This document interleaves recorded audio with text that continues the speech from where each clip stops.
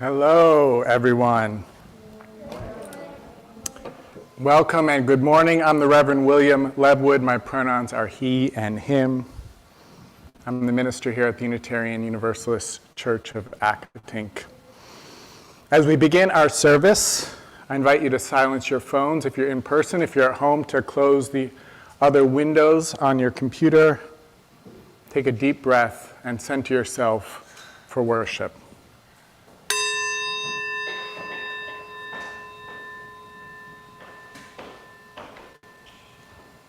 So I want to start off by just announcing that Banned Book Week is coming up. I believe it starts September 18th through the 25th.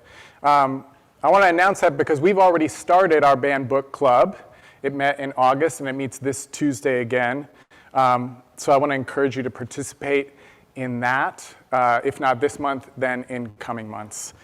I also want to take this time at the beginning of the service to just chart for you a little bit our monthly journey together. So this month we're exploring belonging.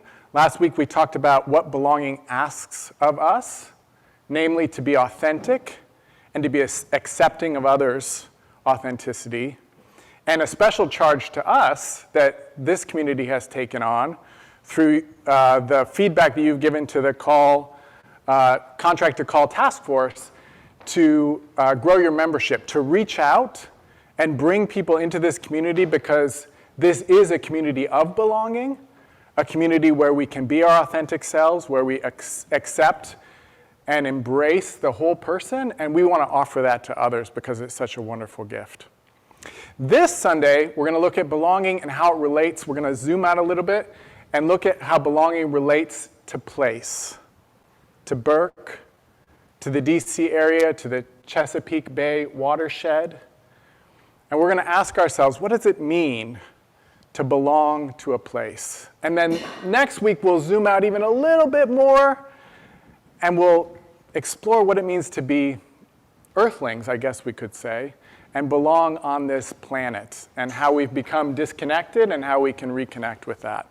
So that's a little bit of our journey with our Soul Matters theme of belonging this month. Thank you for being here with us. We're going to light our chalice now. Since we're looking at the place that we live, our chalice lighting words are from A. Powell Davies. A. Powell Davies was the minister for many years of All Souls in Washington, D.C., All Souls Church in Washington, D.C., and he seated a lot of the congregations around the Beltway as well. So he has this to say as we light our chalice. The years of all of us are short, our lives precarious. Our days and nights go hurrying on, and there is scarcely time to do the little that we might. Yet we find time for bitterness, for petty treason and evasion. What can we do to stretch our hearts enough to lose their littleness? Here we are, all of us, all upon this planet, bound together in a common destiny, living our lives between the briefness of the daylight and the dark. Kindred in this, each lighted by the same precarious flickering flame of life. How does it happen that we are not kindred in all things else? How strange and foolish are these walls of separation that divide us. Welcome to Accotink Unitarian Universalist Church. I'm Sheila Doles, and my pronouns are she, her. This congregation is a welcoming and inclusive community that seeks to create a more just and compassionate world. If you're new to Accotink and would like to talk more about this church, please be sure to reach out to me, our minister, Rev. William Levwood, or one of today's greeters. Whether you're a longtime member or a newcomer or something in between, we encourage you to stay for our social hour, online and in person, immediately after this service. We really are so delighted you're with us today. Welcome. It's time for our backpack blessing, but I don't see any backpacks. Oh, we got a backpack here. Okay. So we got two backpacks. I'm going to give you these.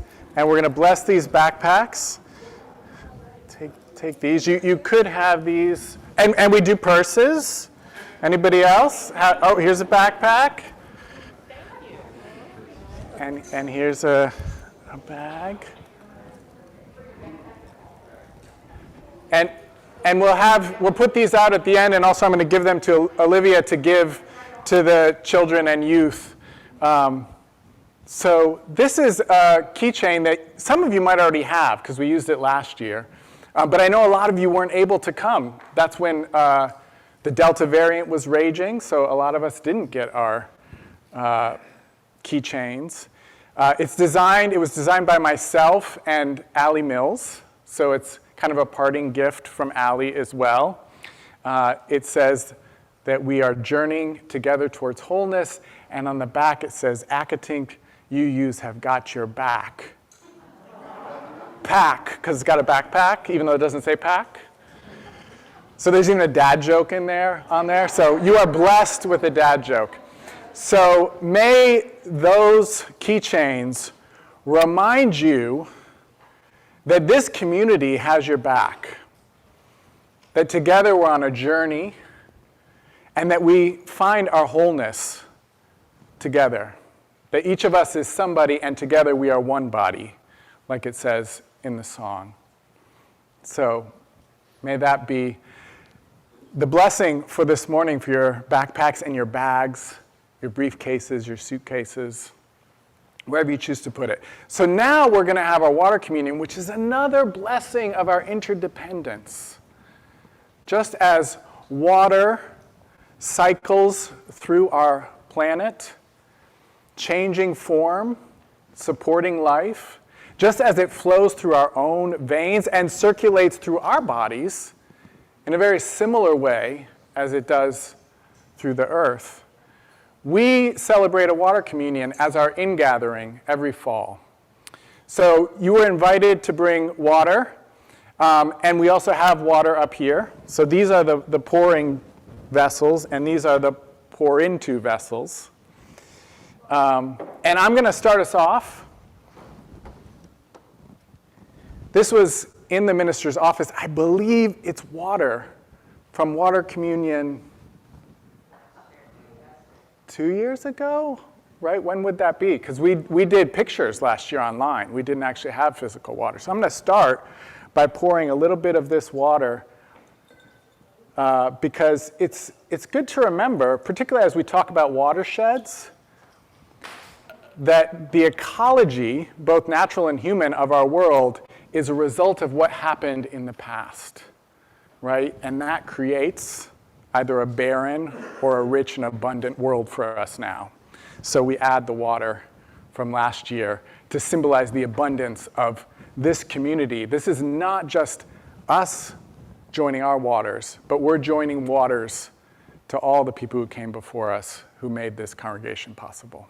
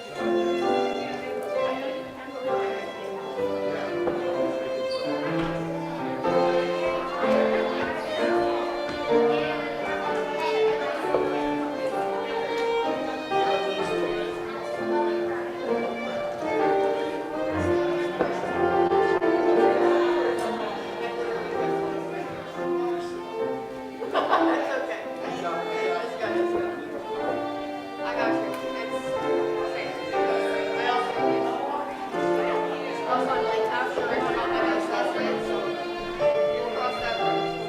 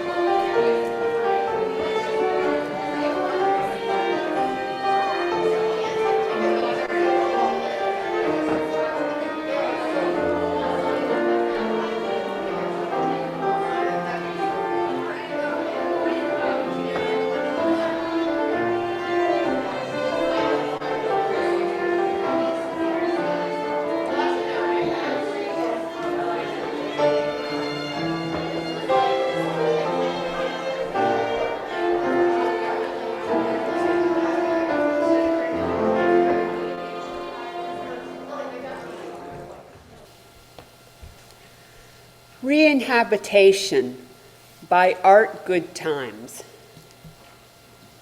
I spent the first night alone in the abandoned house dropping acid to see what I could see outside myself.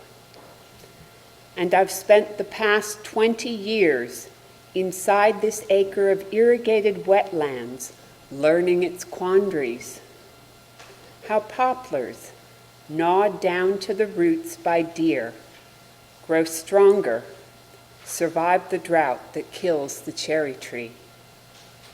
How native lacewings, encouraged in their spidery nests, love to feed on thistle, and how thistle, harvested before flowering and soaked in drums of water, makes the best compost tea.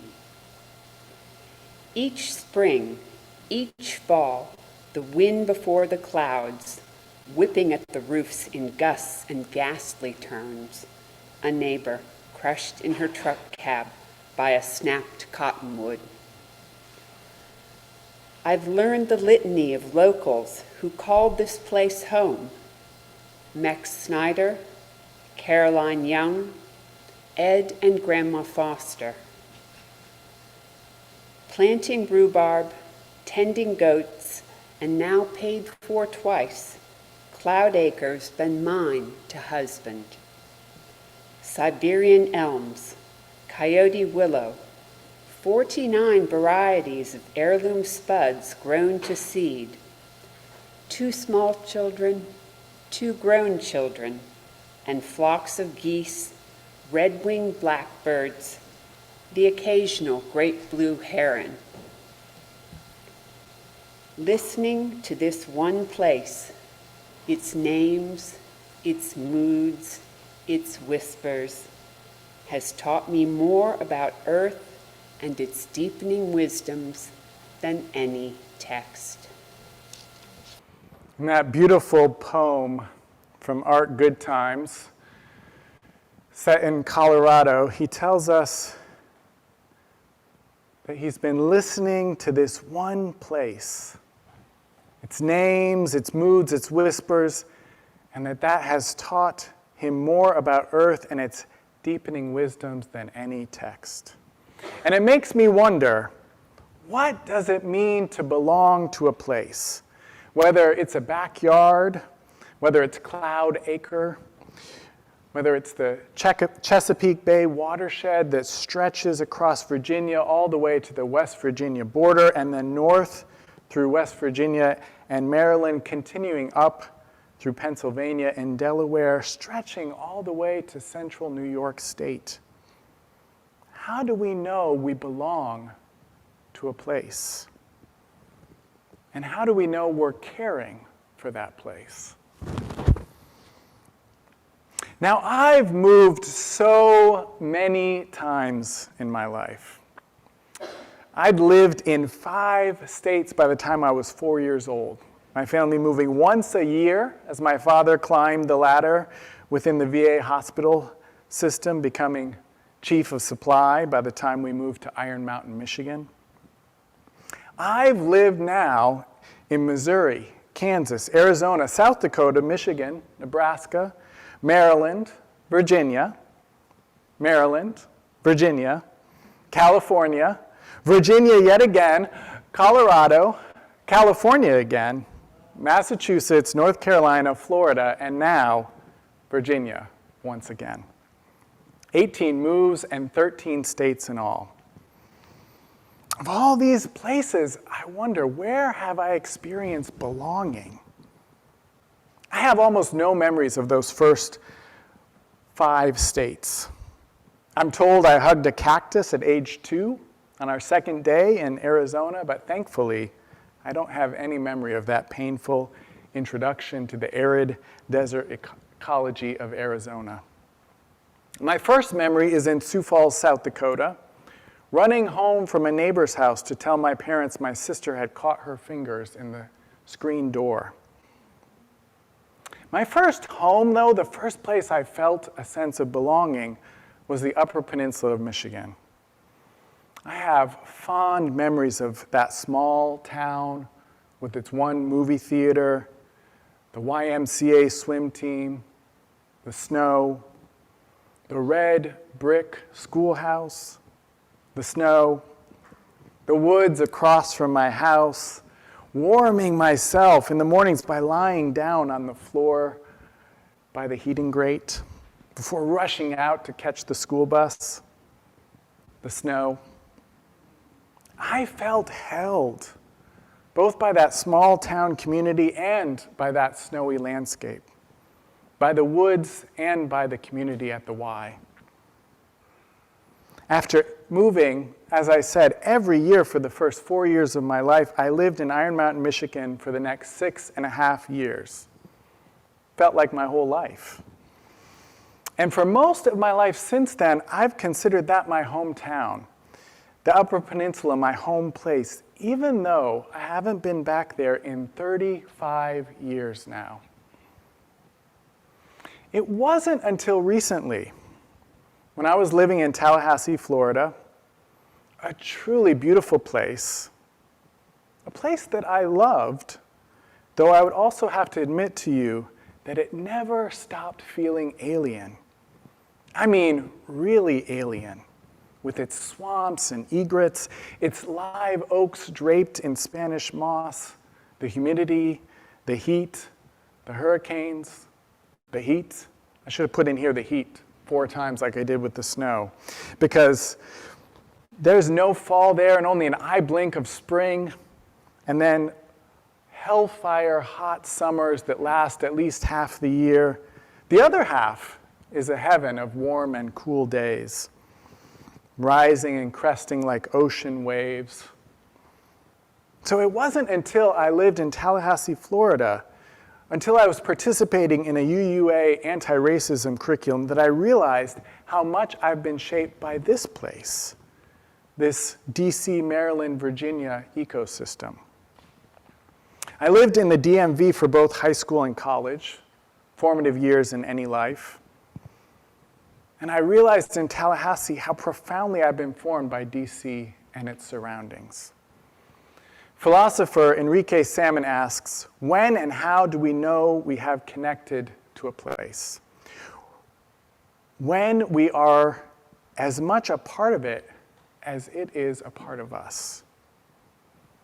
Is it only a psychological thing? Is it physical? Perhaps it's both, he writes.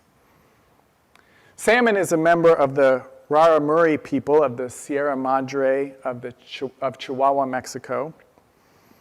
And he writes that most of my heart is rooted in the Sierra Madres. My heart recognizes and feels kinship with the diversity of plants there. It beats fully when I see the views of the deep barrancas and softens when I listen to the rustle of winds through pines and oaks. Many people, he writes, make similar references to certain places and landscapes. He writes about listening to friends, mentioning how they love the Grand Canyon, how special they feel among the tall cedars in Washington's Olympic Peninsula. Others, he continues, feel a certain affection for the bayou in Louisiana, or that there is no place like the Chesapeake Bay. No place like home. We speak this way about places, he tells us, because we feel we belong to them.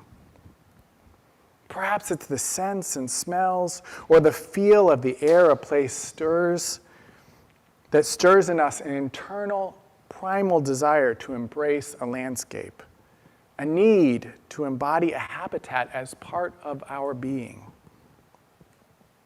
I hope you've felt that in your life. I hope you feel it somewhere or for some place you hold dear, and I hope you feel it for this place, for this Chesapeake watershed, for this DC, Maryland, Virginia metropolis, for Burke, Virginia, for this place we are now, some of us anyways, those of us who aren't online at home, this sanctuary, this campus. I hope you feel it for your own garden or your own backyard. Because I believe we need to belong to a place, that our hearts long to call a place home. But belonging to a place is more than a feeling.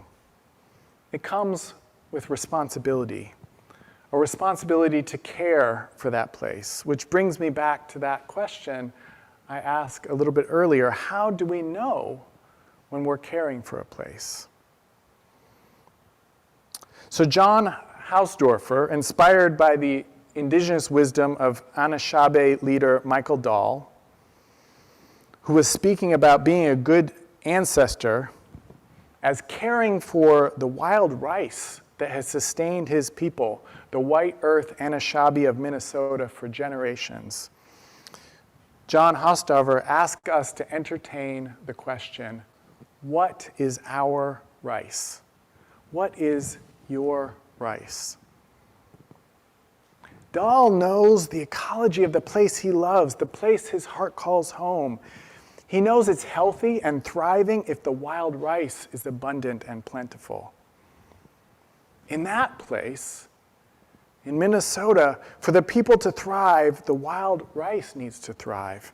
And for the wild rice to thrive, all aspects of the place need to be in harmonious relationship, a harmonious relationship of balance and reciprocity.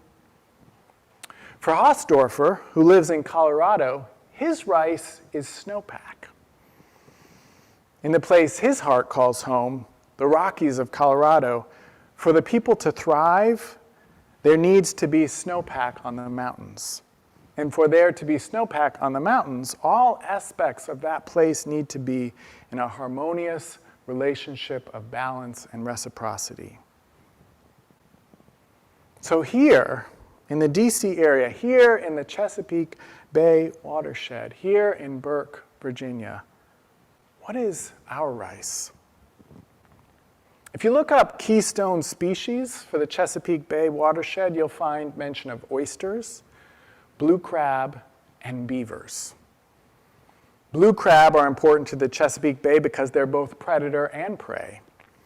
Oysters filter the water in the bay, removing light-blocking algae and helping to remove excess nutrients like nitrogen and phosphorus from the water as well. They also form oyster reefs, an important feature and habitat for other wildlife in the bay.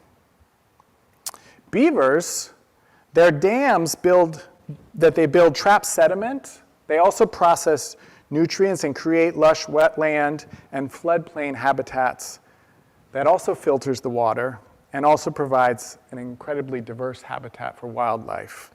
And while the oysters are cleaning the bay, the beavers are cleaning upstream. So they're in partnership together.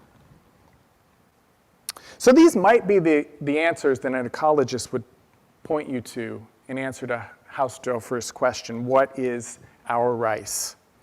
But that question, what is your rice, is meant to be more subjective.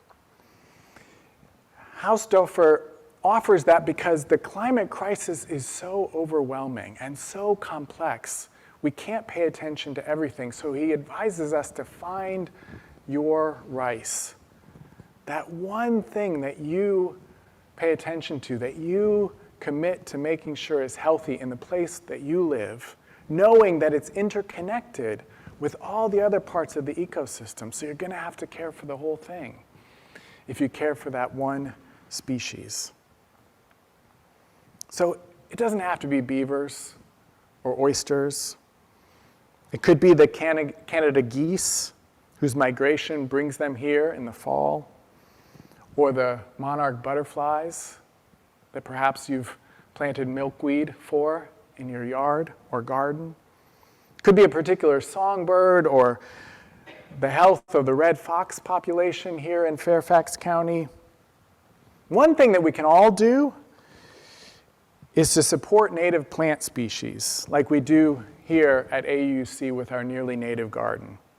Each of us can also plant nearly native gardens of our own, especially if our yards are lawns. Because yards filled with lawn grass don't clean water, they don't provide clean air, and they don't support wildlife. And even if you have a garden, but it's full of mostly non-native species, the native insects cannot eat those plants and then the larger animals can't eat those insects. Yards planted with non-native species support almost no wildlife. So, again, I invite you to ask, what is your rice? For myself, when I think of the DC area, I actually think of two things. I think of water and I think of people. I think of people because of the rich cultural heritage we have access to here, the Kennedy Center, Wolf Trap, all the museums. I think of people because of the rich multi-ethnic, multicultural, multiracial population of the DC area. One of the most diverse places in terms of human diversity on the planet.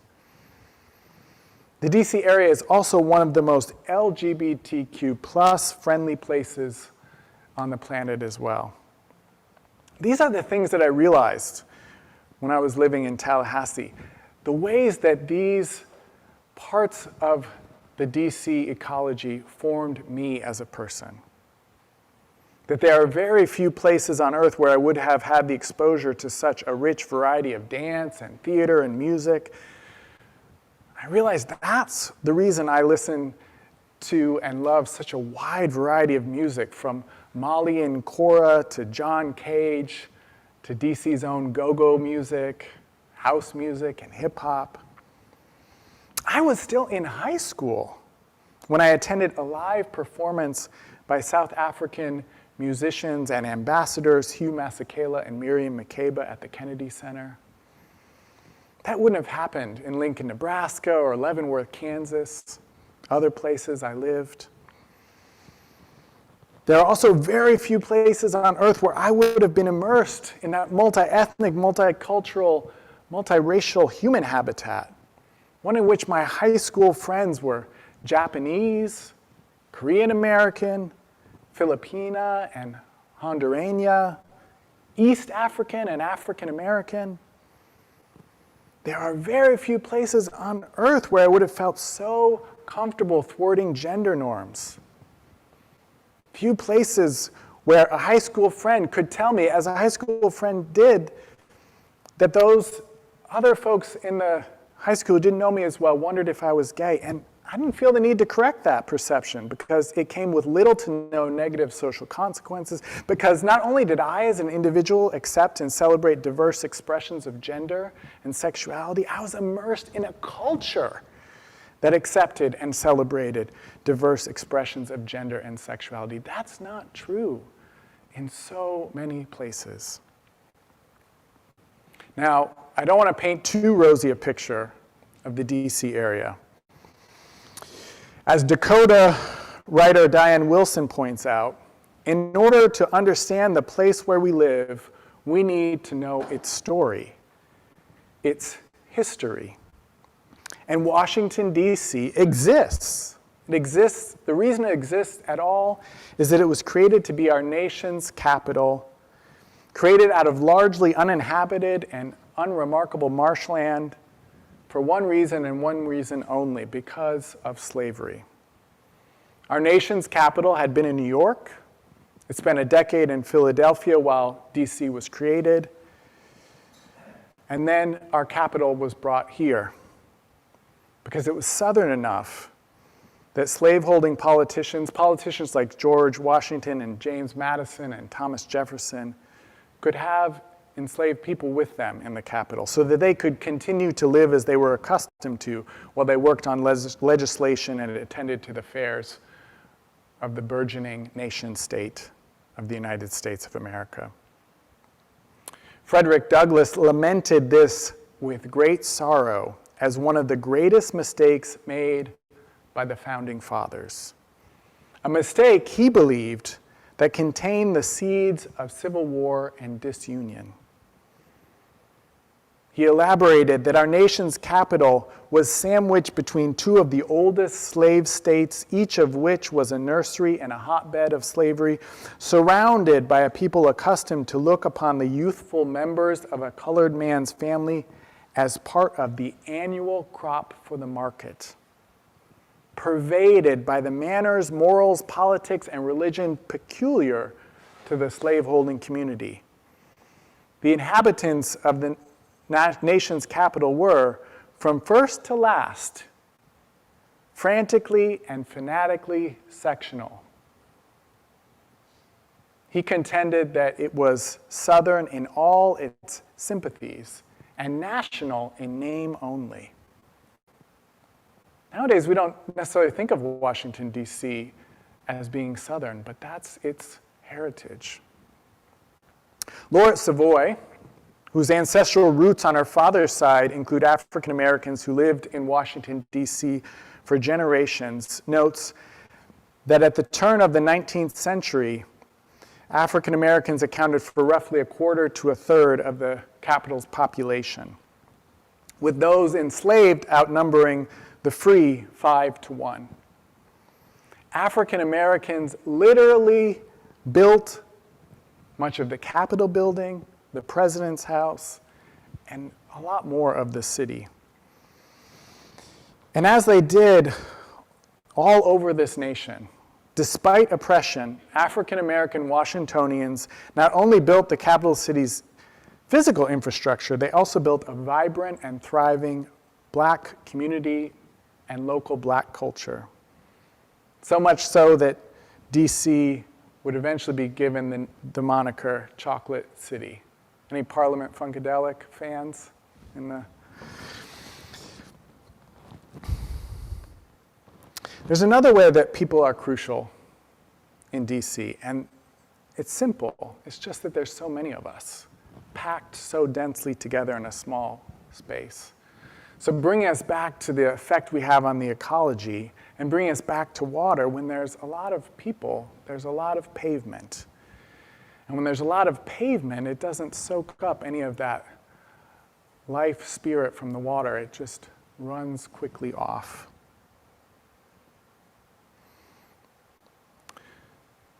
So to belong to this place, we are called to make it home. We're called to become a part of it and make it part of us. To engage in bioregionalism. To know the land, the people, and the history of the land and people. Gary Snyder says that bioregionalism is a creative branch of the environmental movement that strives to re-achieve indigeneity, to know not only the plants and animals of a place, but also the cultural information of how people lived there, the ones who know how to do it, who know how to live in a place. To belong to a place is to be a part of it, to live in harmony with and within it, and for that place to be a part of us, to live within us. I know I've spoke mostly about the history of D.C. and not Burke in particular. I think that's because I see Burke as a tributary of the watershed, the human watershed that flows into Washington, D.C., just as Accotink River and the Potomac flow into the Chesapeake Bay.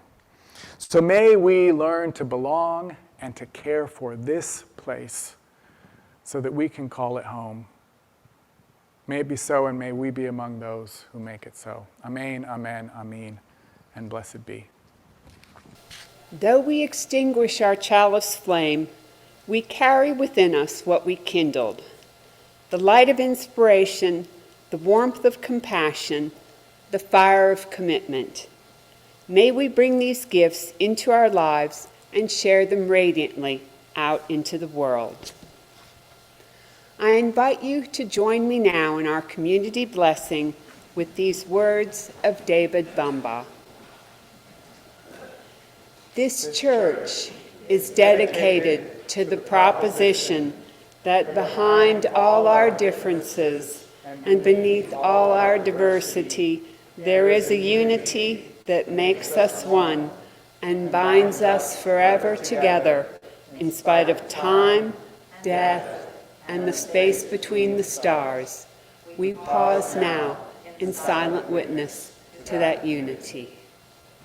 I just want to let you know that next week we have a bat mitzvah, so the service might be a little bit longer than normal.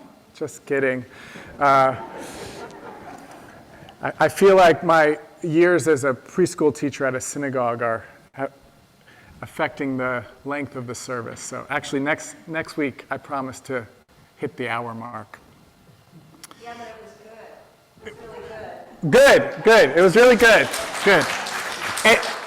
And you know, in the Jewish tradition, since the services do last so long, you're free to walk in and out, and people even show up half hour late, you know, because it goes 2-3 hours. So actually, I don't want you to do that, but because it's not that long. All right. Well, for the benediction, I just invite us to step into, to move into relationship with the place where we live, the people, the plants, the other animals, insects, birds, the elements, to step into relationship, to move into relationship with those things, and to care for each other and the world around us so that we all may be supported.